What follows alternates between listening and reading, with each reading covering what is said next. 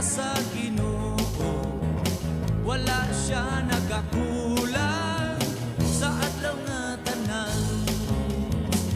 Magpasalamat kita sa Ginoo sa kaluwasan nga ato na angkon. Magpasalamat kita sa Ginoo, wala siya nagakulang sa adlaw nga tanan. Magpasalamat kita sa Ginoo sa iya nga kaayo ginahatag sa aton. Magpasalamat. You are listening to Mulubulu Community Radio, 88.3 FM, ang inyong radyo. You are listening to Mulubulu Community.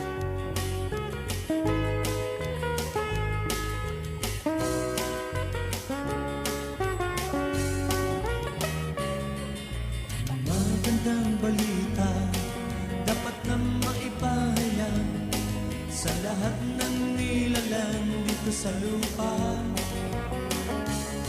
na mayroong nagmamahal, nagbuwis ng kanyang buhay para sa kaligtasan ng mga makasalanan.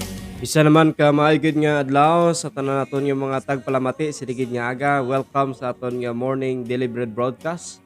Nagakalipay kay nagapasalamat kita sa Ginoo siligid nga adlaw nga ginhatag sa Dios ini nga pribileyo nga makapadayon naman kita sa pagtuon kag pagpamlandong sa pulong sa Ginoo sa siligid nga aga. Nagapasalamat kita sa Ginoo sa inyo padayon nga suporta, padayon nga pagpangamuyo sa sining buluhaton. Kag I know nga may mga tinion nga hindi kita makahimo sa aton nga programa, even though I promise nga himuon in everyday, but I'm sorry, no, may mga times nga though hindi kita able makahimo sa aton nga daily program, but sa bugay kaluoy sa Dios, magapadayon kita sa gyapon sa pagpamalandong sa iyang pulong. Salamat gid sa inyo mga prayers nga ari kita sa ligid nga aga sa pagtuon kag pamalandong sa pulong. Ang gospel force ay narito upang ipakilala si Kristo. Namatay siya sa krus sa kasalanan mo, kaibigan. Before kita mag-start sa aton nga program, magpangamuyo na kita o sa malipot naton nga program sa sining nga estasyon. Let's pray. Father in heaven, thank you Lord sinigid nga adlaw. Thank you Ginoo sa mga nagapamati sining nga program. Thank you Lord sa imong nga pagbugay sa amon. Thank you Lord sa pribileyo again tugot nimo Ginoo nga makapamalandong kami sa imong pulong. Kalipay kami Lord sinigid nga aga nga ang imong pulong amon mapamalandungan kag mangin kabahin ini Lord, mangin kabahin ini sa among kabuhi. Subatagad lang tanan. Jesus pray. Amen. Welcome sa aton nga program sa higit nga adlaw. Pag kon hindi kamo makabati, please comment no sa aton nga comment section. Base wala kita sang audio or anything nga pwede naton mahimo sa higit nga adlaw or hindi gid man kamo makabati no sang pulong sa Ginoo sa higit nga adlaw. Okay, I hope nga mayong aton audios nga dra, no? Kag bation no sa inyo sa ligid nga aga. Kag mabatian ninyo ang pulong sa Ginoo nga aton nga pagtun-an no sa ligid nga aga. Sa aton nga mga viewers no sa ligid nga aga, good morning gid and thank you sa ligid nga adlaw nga makapag-upod kamo sa ligid nga aga.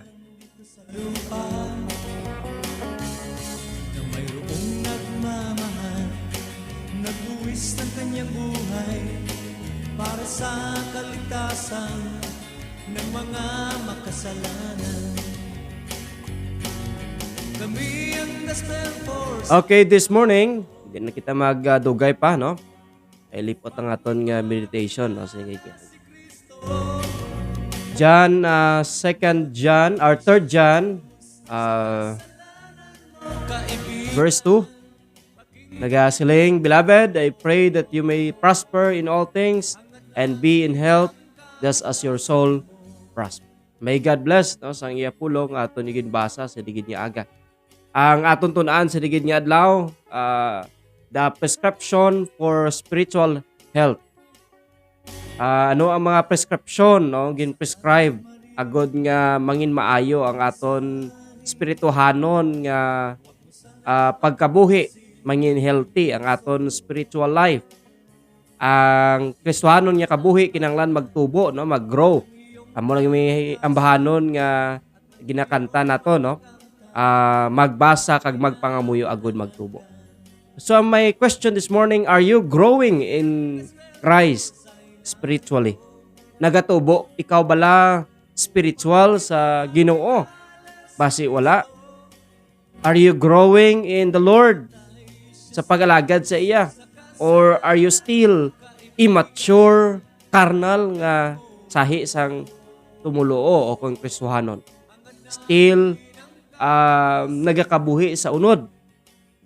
Kag sinigid nga adlaw tuna naton ang mga prescription nanungod sa gitawag naton spiritual health agod nga maging healthy kita spiritually no, sa pag-alagad kag pagkabuhi dira sa Ginoo. Diri sa 3 John, si John nag-express diri sa iya concern for Gaius physical well-being. Ang concern diri ni John amo sa kay Gaius ang iyang physical nga aspeto sa iya kabuhi. Nga kuntani dapat mangin healthy ang aton lawas physical. Kung kay isang aton nga spiritual life nagakaapektuhan ini sang aton physical life. Affected man ang aton pag-alagad kag espirituhanon nga pagkabuhi kung ang aton physical life luya. Dibla ko nagamasakit kita and sometimes it so happen nga ang aton kabuhi spiritual luya man. Dahil sa Ginoo supposed to be mangin mabakod ini kay tungod sa mga balatian, tungod sang circumstances nga naglabot sa kabuhi nimo. And supposed to be mangin matutom ka pagid sa Ginoo. Oh? Kung ano ka dedicated sa Ginoo sang hindi mayo pa imo matiyag, dedicated ka sa Ginoo and so much more kung may hindi ka na maayo nga ginabatiyag sa imo lawas, you must be dedicated to the Lord. Kaya nga aman hindi ka na maka go sa church, no, makakagto sa simbahan para sa pagsimba. Pero you have much time spending with the Word of God. Mas madamo imo tion karon nga mag-spend sa pulong sa Ginoo. Kaya ara ka lang sa inyo balay and then ara ka sa imo hiligdaan kag ang imo ayhan obra kaon, inom bulong, tulog. So and now you have much time to spend it with the Word of God. Nga maka-focus ka na karon sa pulong sa Ginoo. Kag makapamalandong ka na sa pulong sa Ginoo. Kag kung sang una nami imo matiyag, damo ka sang ginatrabaho, no? Except sa pagbasa sa pulong sa Ginoo.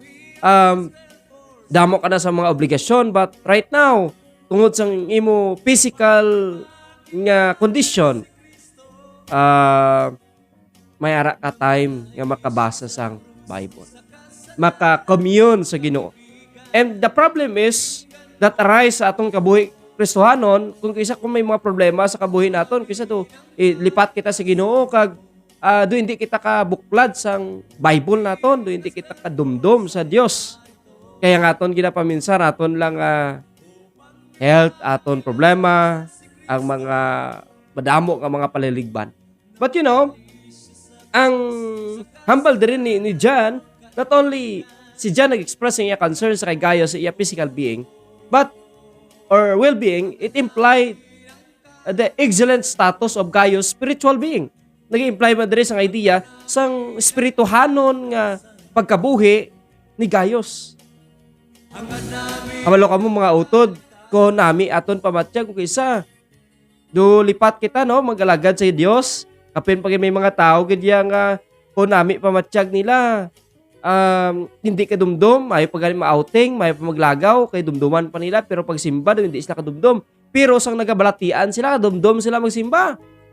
Kadumdum sila niya ay, tani, masimba ko tani subong, galing kay lain akon matsyag. Pero sang ligad nga nami pamatsyag, ya duway sa kadumdum, magsiling siya kulingon nga, masimba ko tani. Kaso sako, damo ko bra, damo ko laktan, damo ko transaksyon. Diba? So, kamusta karon ang aton nga spiritual life?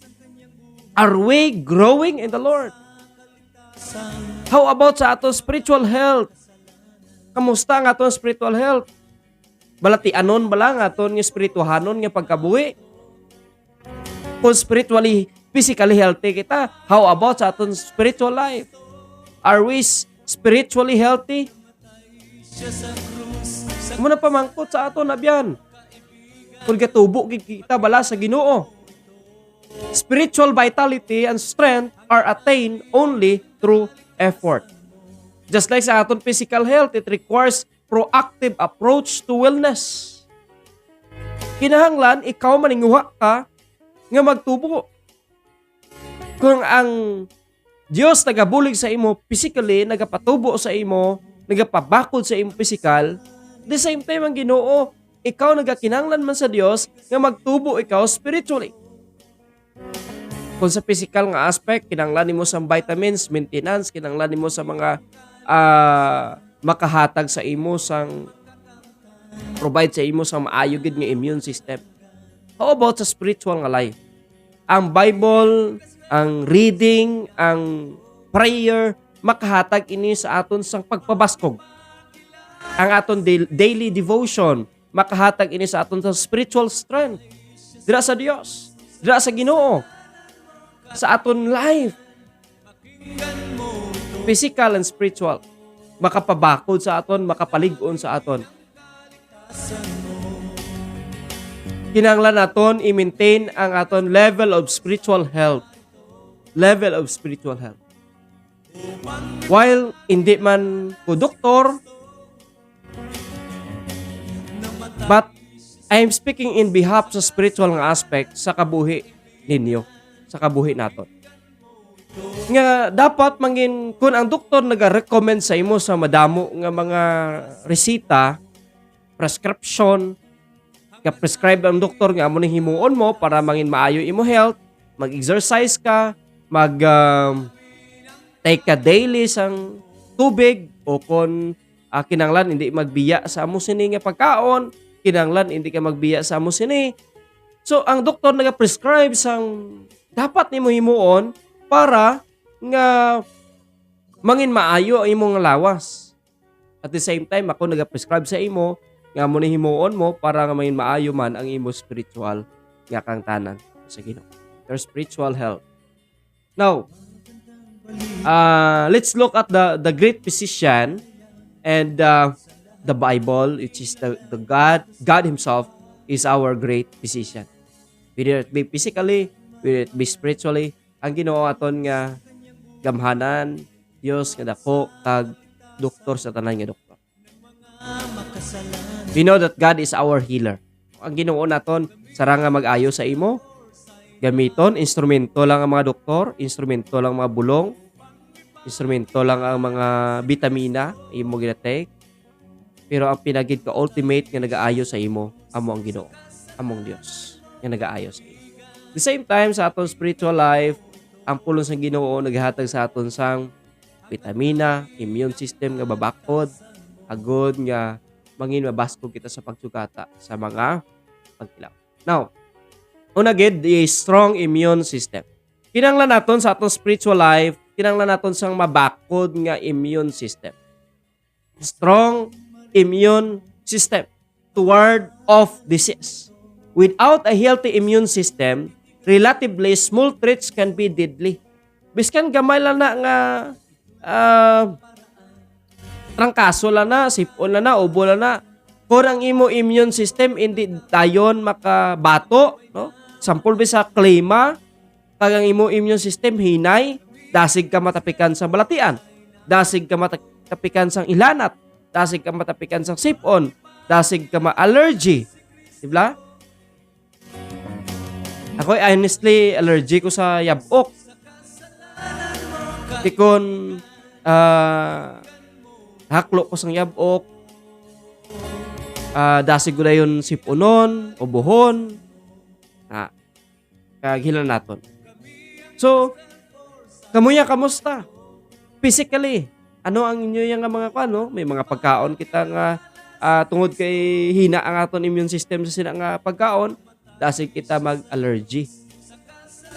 So hina aton immune system physically. How about sa spiritual aspect? Spiritually, how strong is our ability to withstand sa sining mga threats? Just like sa ginatawag naton temptation. May mga temptation kita nga ma-encounter daily sa aton kabuhi. Paano kita makabato sa mga temptasyon? Paano kita makalikaw sa mga temptasyon?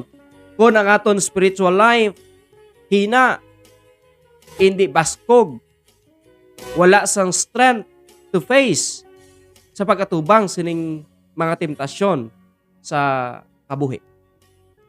Post-teaching, kung hindi ang aton mind, hindi ang aton heart, hindi grounded sa pulong sang Ginoo, then mas mahapos sa aton nga dayaan sa aton kaaway, dayaan ni Satanas, because he is the father of deception.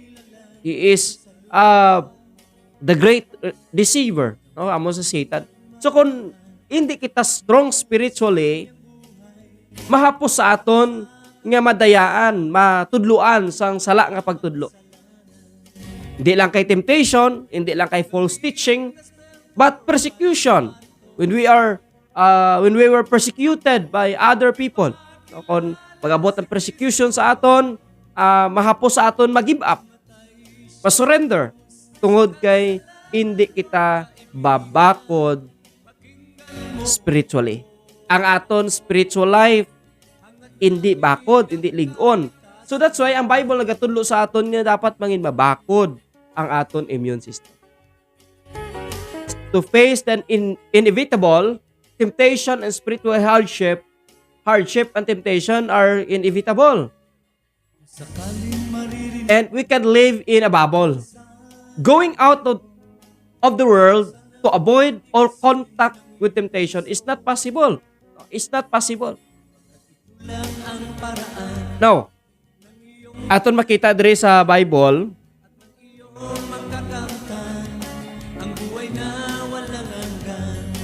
ang Bible nagasiling, I do not pray that you should take them out of the world, but that you should keep them from the evil one. Siya, hindi po silingon nga, kwaon ta kamo sa sining lugar, sa sining duog, nga damo temptasyon, damo problema, kagdaloon sa isa ka duog. O kung kwaon ta kamo de, para mahilway kamo sa sining pagtilaw, sining temptasyon, sining problema. But sinindri in 1 Corinthians 5 verse 9, siya, I wrote to you in my epistle not to keep company with sexually immoral people. Meaning, you will run away, you will go away, and hindi ka mo magpakig-upod sa mga tao nga immoral. Ano pa again? Verse 10, yet I certainly did not mean with the sexually immoral people of this world, or with the covetous, or the extortioner, or idolaters, since then you would need to go out of the world. So, butsalingon, even ang Bible nagatudlo sa aton nga dapat mangin mabakod kita sa pag-atubang sa mga temptasyon kag spiritual nga kabudlayan, hardship. Kabalo kita nga those are inevitable. Kung sa aton lang gid nga kaugalingon nga strength, we are not able sa pagdaog sini. Hindi kita makasarang sa pagdaog sini. That's why we need spiritual strength. Strength from God. Nga ma-counter, mabatuan ini nga mga temptasyon. O kung mapalagyuhan ini nga temptasyon. John 5 verse 18 nagasiling, we know that whoever is born of God does not sin. But who has been born of God keep himself, the wicked one does not touch him. I mean, mga abyan kami gugma, ang tawo nga natao sa panimalay sa Dios, wala na nagapadayon kag nagakabuhi sa sala. Wala na nagapadayon kag nagakabuhi sa sala.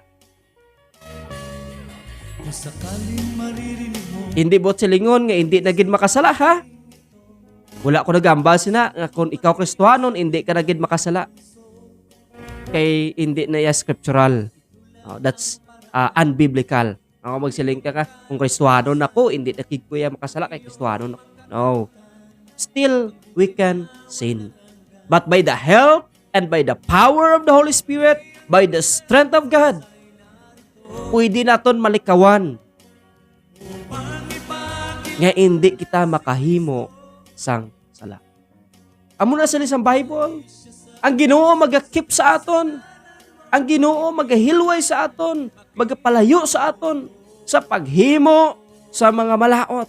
Patdumdumo naton, even the wicked one, hindi siya makatandog sa aton.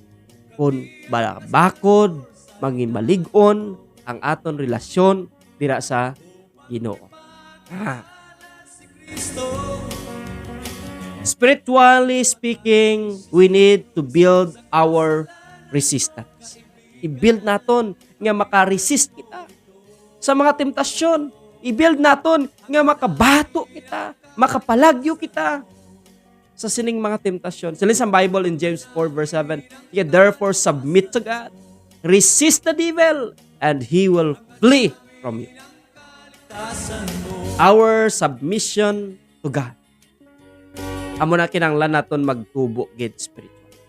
Ang aton Kristohanon nga kabuhi, at mag-grow gid spiritually. Magtubo gid, nagatubo taga na physically eh.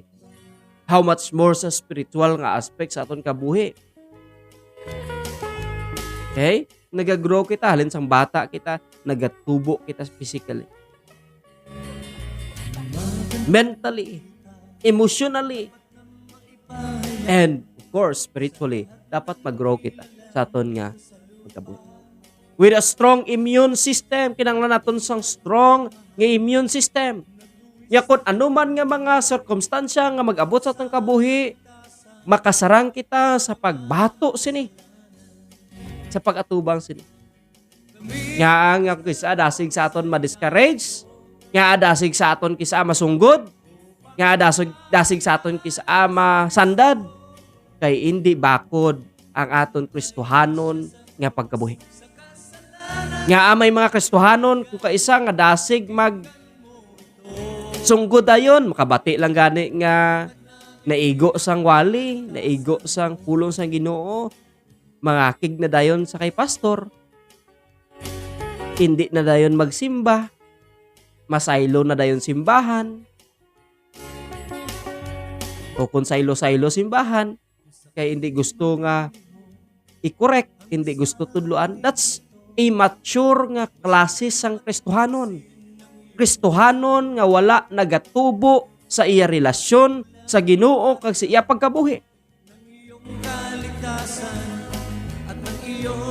Jutay lang diferensya. Sunggod. Nagapakita lang ina sang aton attitude nga waay kita nagatubo sa Ginoo. Kapin pagid kon hindi ka gusto nga tudluan, amo ng Kristohanon nga wala nagatubo sa Dios kay hindi gusto magbaton sang pagtudlo sang pulong sang Ginoo. So kinahanglan naton sang strong immune system paagi sa pulong sang Ginoo nga mag-grow kita. We will be able to take head lest we fall.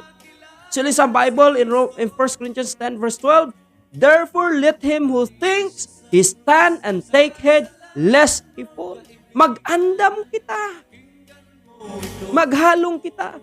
Basi-basiling kita sa itong kugulingon bala nga, bakod na ko, pero isa lang ka strike, tumba na yun. ang namin ang kaligtasan. Isa lang ka igo, tumba dayon. Tumbalay dayon. Amo palang ganito na batian mo, sunggod ka na. Kabalo ka nga ang pulong sa Ginoo is sharper than two-edged sword. Mas matalom pa ini sa espada nga duwa ang sulap. So kung biskan ano mo kalikaw, biskan diin ka magsimba, kung inang pulong sang Ginoo para gid sa imo, maigo kagid, matandog gid ang imo blatsagon. Unless kung amo na gid nakatig-a sa imo blatsagon, amo na gid na iya ka karnal sa imo blatsagon, nga hindi ka na gid ya bag-o pa. You know, I cannot change you. Hindi ko makabag-o sa imo. Kami nga mga alagad sa Diyos, hindi kami makabag-o sa inyo. It is the Word of God, it is God Himself nga makabag-o sa kabuhi mo, abyan. Ang Dios lang gid ya makabag-o sa imo. Kami ya galamiton lang sa Ginoo nga mawali iya pulong, matudlo iya pulong para nga i-correct ikaw, tudloan ikaw sa ginatudlo man sa Ginoo sa aton. Now, kinahanglan naton sa strong immune system. Agod mangin-able kita sa pag-atubang sa mga challenges sa kabuhi, agud hindi kita matumbalay. We will be able to live circumspectly. Sila sa Bible, then see then that you walk circumspectly, not as fool but as wise, redeeming the time, because the days are evil. Therefore, do not be unwise, but understand what the will of the Lord is. Next, we will be able to withstand with the wiles of the devil. Makatindog kita bisan pa sa gahom sang aton kaaway. Bisan pa sa ano nga mga padihot sang aton kaaway ngamo si Satanas. Siniadre in Ephesians 6 verse 10, finally, my brethren, be strong in the Lord and in the power of His might. So, kinanglan naton sang strong immune system. Second, kinanglan naton sang regular exercise. Kung sa aton nga physical nga aspeto sa aton kabuhi, we need to have a daily exercise. Kinanglan mag-exercise man kita. Kung isa hindi kita ka-exercise, tuya lawas naton. Ano man ka-take ni mo sang vitamins, grabe imo balhas. Pero kung wala ka exercise nga gagihoy imo lawas, ay kaluya kung kaisa. Luya lawas mo. Luya imo lawas, do wala ka kusog. So kinahanglan naton sang regular nga exercise. This is true spiritually as well as physically. When we strive only when we active. When we activate sa aton kaugalingon. Sa una nga, kung nga exercise, kaya isa hindi mo pa-jogging, kaya mo do, aga, or walking, bike. Hindi kayo naman ta bike. Sa adlaw na kita bangon, adlaw na kita makabugtaw. Kag, I believe, tungod sang kulang sang exercise man. Alaw. Dasig lang kita kapuyon, dasig lang kita magpalanakit aton lawas tungod wala sang daily nga exercise. Kung mo exercise naton aton mga kalawasan, maunat aton mga katulananda o kun mga aton nga mga lawas da no para nga maunat-unat man. Kaugat naton nga mauntay man. Kung maunay na sakit man no. Batsyag man kita sakit, dasig kita biringon, dasig kita react aton lawas. So there is a danger of becoming spiritually sluggish. May ara nga danger of becoming spiritually sluggish. Dali sa Bible in Hebrews 6 verse 11, and we desire each one of you show the same diligence to the full assurance of hope until kinanglan mangin mapisan kita. Kinanglan mo na galit no, mangin papisan kita sa pag-exercise aton kaugalingon spiritually. and physically. Kung you are physically fit sa sina nga trabaho, but kung itagaan ka sa spiritual nga aspect, you are not spiritually fit. Tungod kay physically fit ka lang, no? Exercise ka, physically yes, able ka sina physically, but spiritual nga aspect, you are without strength. You are without strength. Doon,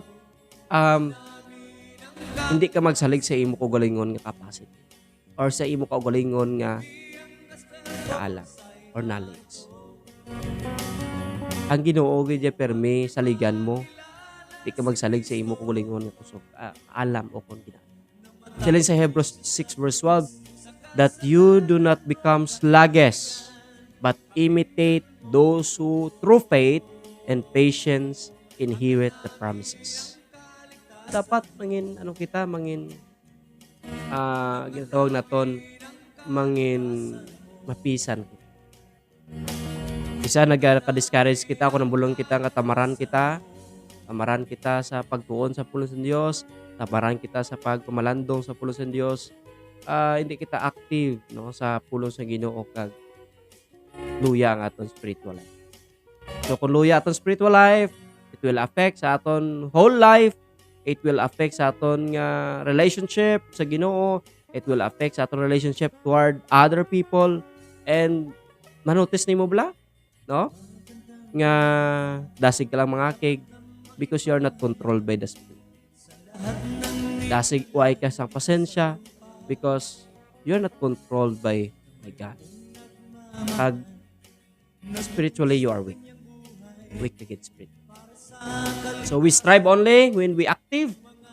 Pag ini paagi sa ginatawag naton mangin mapisan kita, no? Pag exercise, pag hana sa aton kagalingon, kag pag-maintain sa aton kagalingon spiritual. The necessity of spiritual activities. We have been created to walk in good works. We have been created to walk in good works. So the purpose sa aton kabuhi Kristiyanon, for we are His workmanship, created in Christ Jesus for good works, which God prepared beforehand that we should walk in them. So the purpose is, sa aton nga salvation, ang tuyok sa aton kaluwasan, kung nga agin luwas kita sa Ginoo is to do good works. Agod mo maghimo kita sa maayo. Amo ng purpose, serving the Lord, pag-alagad sa Ginoo. So there are work to be done. Nga ang kinanglan naton mangin spiritually fit, kaya nga ang kinanglan naton mangin mabakod, agod nga mangin fit man kita sa paghimo sa bulaton sa Ginoo. Okay? Hindi mo pwede i-entrust ang trabaho sa Ginoo sa isa ka tawo nga immature, sa isa ka tawo nga wala sang knowledge, sa isa ka tawo nga hindi fit sa sina nga trabaho.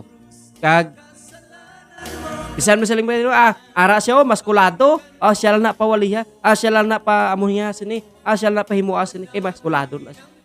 Pero kung pahimuon mo na siya, physically fit, but in his spiritual life, he is not fit. Siling sa Bible, this is a faithful saying. These things I want you to affirm constantly, that those who believe in God should be careful to maintain good works. These things are good and profitable to men. Verse 14, let our people also learn to maintain good works, to meet urgent needs, that they may not be unfruitful. So muna, abyan, there is work to be done. We have been saved in order to serve. Each one of us individually has work to do. Butsilingon, kita, isa kang isa sa aton, may obligasyon kita. Hindi lang ang mga Kristiyanon, hindi lang kita mga pastors, but also ang mga Kristiyanon man, may mga trabaho man sila. Okay? Ginambal na niya sa Bible ang ilang work. And siling sa Bible, 1 Corinthians 12, verse 6 and 7, there are diversities of activities, but the same God who works all in all. But the manifestation of the Spirit is given to each one for the profit of all. Nga nga ginatag ini para sa benepisyo sang tanan. But in a great house there are not only vessel of gold and silver but also of wood and clay for honor and for dishonor. Therefore, if anyone cleanses himself from the latter, he will be a vessel of for honor, sanctified and useful for the master, prepared for every good work. So amo ni abyan, no? We kinanglan naton tagsa, we need to exercise ourselves and to godliness. Kinanglan triningon naton kagalingon, anason naton kagalingon sa pagka-yusto.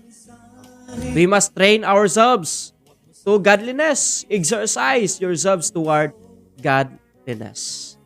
For bodily exercise, profits it little, but godliness is profitable for all things, and having promise of the life that now is and of that which is to come.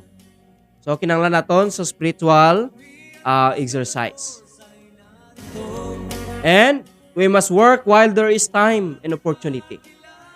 We can work most effectively within the framework of the local congregation. So kita nga mga Kristohanon, din kita dapat mag-active sa aton nga iglesia, sa aton church. We must actively involve in church ministries.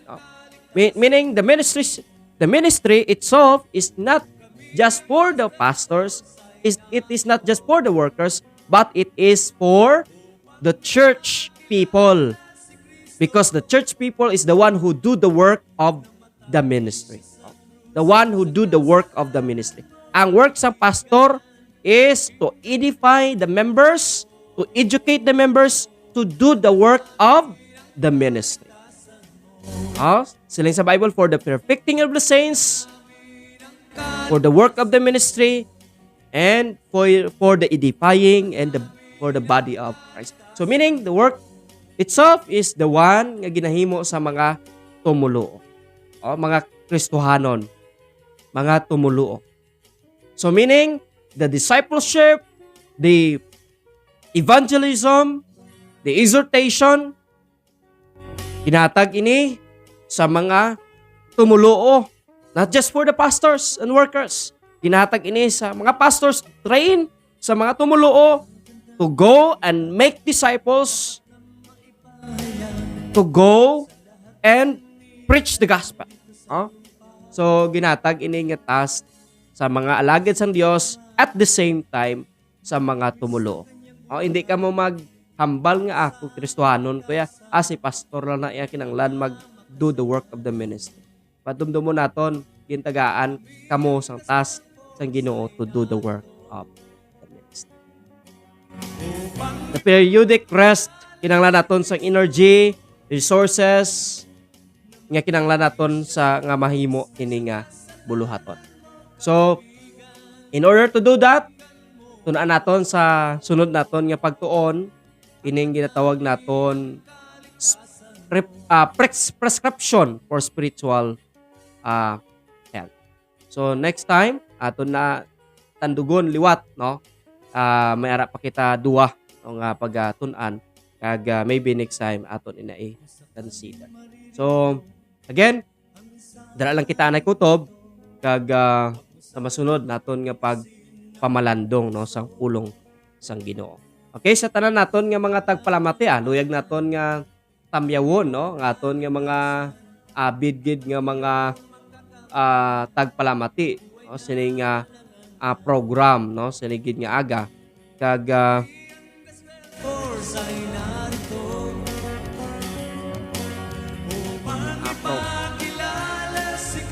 good morning sa kay Geraldine Calyantes Vitalino. Good morning, gid. Salamat, gid. Sa pag-upod sa aton sa gid nga adlaw. Good morning sa kay Pastor Ronnie Catanos from Sambuagueta. Kag kay auntie, good morning, gid. Kag God bless sa inyo dira sa Sambuagueta. Sa Buluhaton dira. Good morning man sa kay Auntie Jessica Solueta Tanos. Good morning, gid. Mayong aga man sa imo. Ante. Good morning man sa kay Tawarlita Campillanos, may gid nga adlaw. And good morning man sa kay Chris Ituna, no? Good morning gid. Salamat gid sa pag-upod sa aton this morning. Kay Juliet Cordero Catanos, good morning. Thank you so much gid, no, sa pag-upod sa aton sa sinigid nga adlaw. Kay Ma'am DB, Boy of Floor, good morning gid. Upod kay nung dundon may gid nga adlaw. Kag God bless gid, no, sa inyo dira sa kanton ni. Kag kay Maninay Aini Almasol, good morning. Kay Pastor Daniel Salcido, good morning. Kay Ma'am Michelle Dicina, good morning. And good morning dira sa mga taga Baktulon. Good morning dira kay nung Gisrel Catanos Kagod, good morning. Kay Joseph Escabarte, good morning. Kay Nilsi Gordon Hipol, good morning ta, good morning gid. Kay Jerry Gayem, good morning. Kay Nini Catanos, good morning. Kay Minabiet Campano, good morning. Kay Lai North, good morning. Kay Melinda Kalumag Talabador, good morning. Kay Gerald Jean Aliantes Pitalino, good morning. Good morning gid sa tanan naton nga mga avid nga mga listeners and viewers kag naga-upod sa sini nga program. Lipay gid ko nga nagapakig-upod kamo sa aton nga broadcast kag kabay pa nga mangindako man ini nga blessing kag challenge, no, sa inyo. Kag sa aton tanan man, no, sa pag-alagad sa Ginoo. Kaya mo gino importante magtubo kita sa aton relasyon sa Ginoo. Mag-grow kita spiritually. Amo nang design sa Ginoo when we are growing in the Lord, kung nagatubo kita sa Ginoo, nagabunga man ang aton kabuhi, no? Mangin fruitful man ang aton kabuhi. While we are growing in the Lord, damo sa mga tao nga bag-o ang ila kabuhi, madala naton sila sa tilan sa Dios. Kag siyempre, magtubo man sila sa ila pagkabuhi dira sa Ginoo. Kag aton handom nga magamit man sila para sa buluhaton sang Ginoo. Madamo gid nga salamat kag mayong aga sa tanan kag sa liwat sa mga maga-replay, no, sa nga program.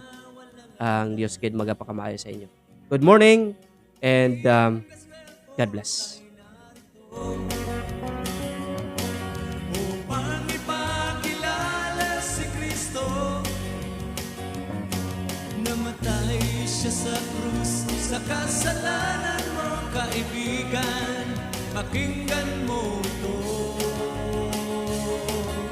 Ang namin ang kaligtasan mo.